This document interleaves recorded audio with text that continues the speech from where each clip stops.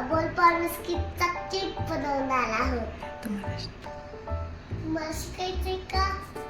हो, आम्हाला शिकायचंय. आता रुही आम्हाला शिकवणार का? हा, बोलपाव बिस्किटचे तुकडे करून पावडर बनवूया. मम्मा तू पावडर बनव. त्यामध्ये आपण दूध टाकून मिक्स करूयात.